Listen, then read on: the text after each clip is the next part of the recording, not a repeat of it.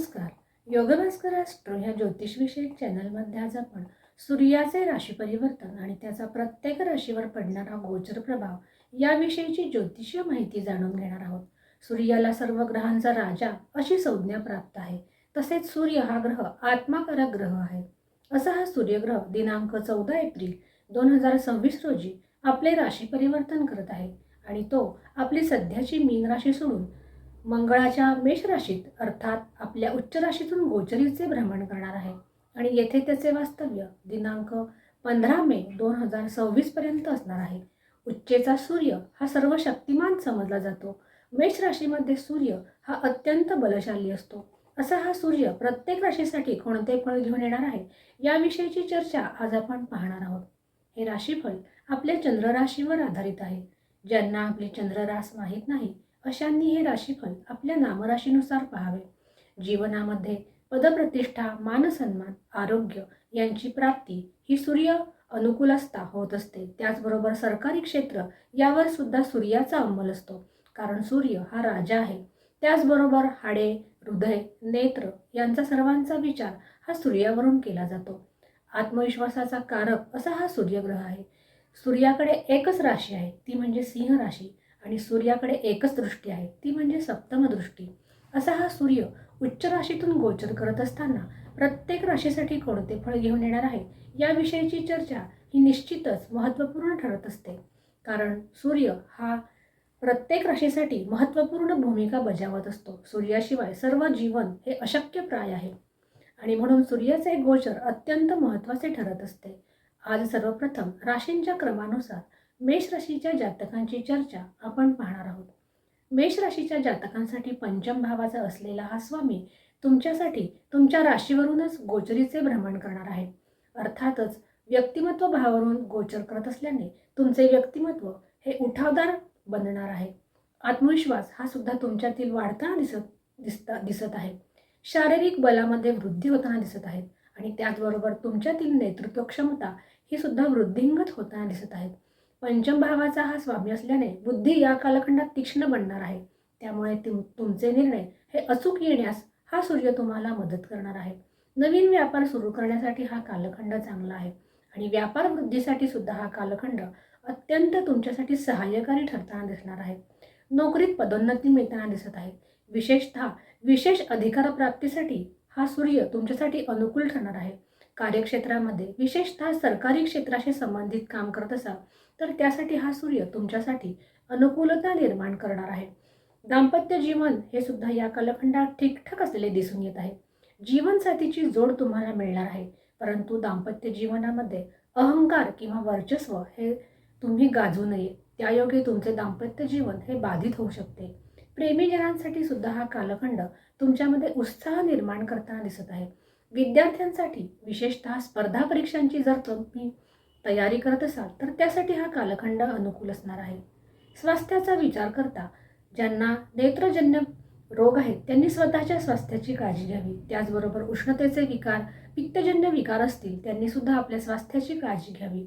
उपाय म्हणून सूर्य उपासना करणे, सूर्यस्तुती नावाचे मराठी स्तोत्र आहे त्याचे वाचन करणे तुमच्यासाठी हितावह ठरताना दिसत आहे. तर वृषभ राशीच्या जातकांसाठी चतुर्थ भावाचा असलेला हा स्वामी तुमच्यासाठी व्ययभावातून गोचरीचे भ्रमण करत आहेत. व्ययभाव हा परदेश गमनाचा, मुक्तीचा भाव आहे आणि याची दृष्टी तुमच्या षष्ठ भावावर पडणार आहे. षष्ठ भाव हा रोग, रिपू, ऋण यांचा भाव आहे. त्यामुळे तुम्ही तुमच्या प्रतिस्पर्ध्यावर मात करू शकणार आहात.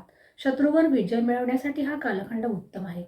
पूर्वी घेतलेल्या ऋणातून मुक्तीचे संकेत हा सुद्धा हा सूर्य घेऊन येत आहे. ज्यांना परदेश प्रवासाची इच्छा आहे त्यांच्यासाठी हा कालखंड अनुकूल आहे आणि ज्यांना आध्यात्मिक उन्नतीची इच्छा आहे त्यांच्यासाठी सुद्धा हा सूर्य अनुकूलता घेऊन येत आहे. नोकरीमध्ये विशेष संधी तुमच्यासाठी प्राप्त होताना दिसत आहेत. व्यापारासाठी सुद्धा हा कालखंड चांगला आहे. आयात निर्यात संबंधी जर तुम्ही काम करत असाल तर त्यासाठी सूर्याचे हे गोचर तुमच्यासाठी श्रेष्ठ स्थिती निर्माण करताना दिसत आहे. परंतु खर्चावर हे नियोजन ठेवले पाहिजे, कारण व्ययभाव हा खर्चाचा भाव आहे. प्रेमीजनांचा विचार करता त्यांच्यासाठी हा कालखंड ठीकठाक आहे आणि दाम्पत्य जीवन हे सुद्धा तुमचे ठीकठाक असलेले दिसून येत आहे. जोडीदाराच्या स्वास्थ्याची काळजी या कालखंडात तुम्ही घेतली पाहिजे. परदेशी जाऊन अध्ययन करणाऱ्या विद्यार्थ्यांसाठी सूर्याचं हे गोचर त्यांच्यासाठी अनुकूल आहे. स्वास्थ्याचा विचार करता झोपेच्या तक्रारी, नेत्रजन्य विकार अशासारख्या समस्या तुम्हाला उद्भवू शकतात. डोळे रखरखीत किंवा कोरडे होणे अशासारख्या समस्या हा सूर्य तुमच्यासाठी निर्माण करेल. त्यासाठी रविवारी गहू आणि गूळ यांचे दान तुम्ही केले आणि त्याचबरोबर जर तुम्ही गोसेवा केली आणि त्यांना सुद्धा या पदार्थांचे दान केले तर तुमच्यासाठी सूर्याचे हे गोचर अनुकूल ठरण्यास तुम्हाला मदतच मिळणार आहे. आणि मिथुन राशीच्या जातकांसाठी तृतीय भावाचा असलेला स्वामी तुमच्यासाठी लाभभावातून गोचरीचे भ्रमण करणार आहे. मिथुन राशीसाठी एक अत्यंत श्रेष्ठ अशी स्थिती निर्माण होत आहे. आत्मविश्वास हा सुद्धा तुमचा या कालखंडात वाढणार आहे. आर्थिकदृष्ट्या हा कालखंड तुमच्यासाठी अत्यंत श्रेष्ठ असा म्हणावा लागेल. 11वा भाव हा मोठ्या भावंडांचा भाव आहे, त्यामुळे मोठ्या भावंडांचे सौख्य तुम्हाला प्राप्त होताना दिसत आहेत. त्याचबरोबर तुमचे जे हितचिंतक आहेत त्यांचे सुद्धा सहाय्य तुम्हाला या कालखंडात मिळणार आहे. नोकरीमध्ये नवीन संधी हा सूर्य तुमच्यासाठी निर्माण करताना दिसत आहे. व्यापार व्यवसायामध्ये लाभाचे योग हा सूर्य तुमच्यासाठी घेऊन येत आहे, कारण लाभभावामध्ये कोणताही ग्रह हा अशुभ परिणाम देत नाही आणि तुमच्यासाठी हा ग्रह उच्चेचा असून लाभातून गोचर करणार आहे. दाम्पत्य जीवनात सुद्धा सुखमय स्थिती हा सूर्य तुमच्यासाठी निर्माण करणार आहे. साहसाने इच्छापूर्ती होण्याचे योग तुमच्यासाठी जुळून येत आहेत, कारण तृतीय भाव हा साहस पराक्रम यांचा भाव आहे आणि त्यांचा स्वामी हा एकादश भावातून गोचर करत आहे आणि म्हणून तुमच्यासाठी हा कालखंड श्रेष्ठ स्थिती निर्माण करणार आहे. प्रेमीजनांसाठी सुद्धा हा कालखंड ठीकठाकरित्या व्यतीत होताना दिसत आहे. नवीन ओळखी ही निर्माण होताना या कालखंडात दिसत आहेत आणि त्यातून प्रेम निर्माण होण्याचे संकेत हा सूर्य घेऊन येत आहे. विद्यार्थ्यांसाठी हा कालखंड अनुकूल असाच म्हणावा लागेल. स्वास्थ्याचा विचार करता फारशी विशेष काळजी करण्याचे कारण नाही, तरी सुद्धा स्वास्थ्यविषयक काळजी ही तुम्ही घेतली पाहिजे. विशेषतः ज्या महिला गर्भवती आहेत त्यांनी आपल्या स्वास्थ्याची विशेष काळजी घ्यावी, कारण सूर्य हा तेज आहे आणि त्यामुळे तुमचा गर्भ हा तो जाळण्याचे काम करत असतो आणि म्हणून गर्भवती महिलांनी या कालखंडात विशेष काळजी घेण्याचे खबरदारी हे ज्योतिषी नेहमी देत असतात. या कालखंडात उपाय म्हणून लहान मुलांना मिठाईचे वाटप करणे तुमच्यासाठी हितावह असणार आहे. तर कर्क राशीच्या जातकांसाठी सूर्य हा द्वितीय भावाचा स्वामी आहे आणि तो तुमच्यासाठी दशम भावातून आपले गोचरीचे भ्रमण करणार आहे. द्वितीय भाव हा धनाचा भाव आहे आणि तो कर्मभावातून गोचर करणार आहे.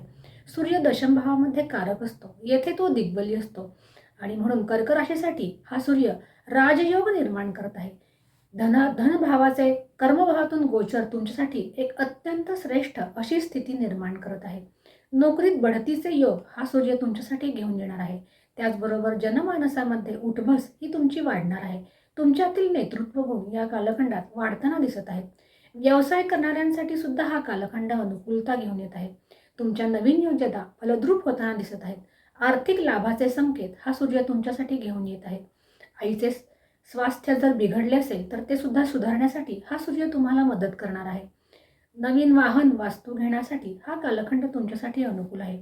प्रेमीजनांसाठी आणि दाम्पत्य जीवनासाठी हा कालखंड अनुकूल आहे. सरकारी परीक्षांचा अभ्यास करत असाल तर त्यासाठी हा कालखंड तुमच्यासाठी अनुकूल आहे. स्वास्थ्याचा विचार करता व्यसनांपासून दूर राहणे तुमच्यासाठी हिताचे असणार आहे. उपाय म्हणून सूर्योपासना करणे, सूर्यार्घ्य देणे अशासारख्या गोष्टींचा जर तुम्ही अवलंब केला तर उच्चेचा हा सूर्य तुम्हाला निश्चितच भरीव असे सहकार्य करताना दिसणार आहे. तर सिंह राशीच्या जातकांसाठी राशीश असलेला हा सूर्य तुमच्यासाठी भाग्यातून गोचरीचे भ्रमण करणार आहे. भाग्यभावामध्ये राशीश आणि तोही उच्च राशीतून आपले गोचरीचे भ्रमण करणार आहे. उच्च प्रतीची सफलता हा मिळवून देताना तुम्हाला दिसणार आहे. भाग्योदयाचे संकेत हा सूर्य तुमच्यासाठी घेऊन येणार आहे. भाग्याची जोड तुम्हाला मिळताना दिसत आहे. एकंदरीत सिंह राशीच्या जातकांसाठी छप्पर फाडके यश ज्याला म्हणतात अशी स्थिती तुमच्यासाठी हा सूर्य निर्माण करणार आहे. वडिलांचे, घरातील ज्येष्ठांचे आशीर्वाद तुम्हाला विशेष महत्त्वाचे असणार आहेत. गुरुकृपेचा लाभ हा सुद्धा तुम्हाला या कालखंडात होणार आहे. तीर्थयात्रा किंवा लांबचे प्रवास करणार असाल तर त्यासाठी हा कालखंड तुमच्यासाठी योग्य आहे. उच्च शिक्षण घेणाऱ्या विद्यार्थ्यांसाठी हा कालखंड अतिशय अत्युत्तम असा म्हणावा लागेल. त्याचबरोबर पदप्रतिष्ठा मिळवून देणारा असा हा कालखंड असणार आहे. या कालखंडात तुम्ही साहसी बनलेले दिसणार आहात. नोकरीत मोठ्या संधी हा सूर्य तुमच्यासाठी निर्माण करणार आहे.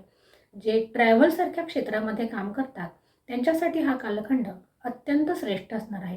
प्रेमी आणि दाम्पत्य जीवनाचा विचार करता त्यांच्यात कोणतेही मतभेद किंवा त्रासदायक स्थितीही दिसून येत नाही. दोघांनी मिळून धार्मिक कृत्ये जर दाम्पत्य जीवन जनांनी केली तर त्यांच्यासाठी हा कालखंड चांगला असणार आहे. संशोधन क्षेत्रामध्ये काम करणाऱ्या विद्यार्थ्यांसाठी हा कालखंड उत्तम असणार आहे. आणि स्वास्थ्याचा विचार करता स्वास्थ्य तुमचे ठीकठाक असलेले दिसून येत आहे, परंतु वडिलांच्या तब्येतीची तुम्ही काळजी घेणे अपेक्षित आहे. उपाय म्हणून सूर्योपासना करणे आणि ज्येष्ठांचे आशीर्वाद घेणे हे तुमच्यासाठी हितावह असणार आहे. तर कन्या राशीच्या जातकांसाठी सूर्य हा व्ययेश आहे आणि व्ययेश असलेला हा सूर्य तुमच्यासाठी अष्टमातून आपले गोचरीचे भ्रमण करत आहे आणि त्याची 7वी दृष्टी तुमच्या द्वितीय भावावर पडत आहे. कन्या राशीसाठी हा कालखंड एकंदरीत सावध राहण्याचा कालखंड आहे.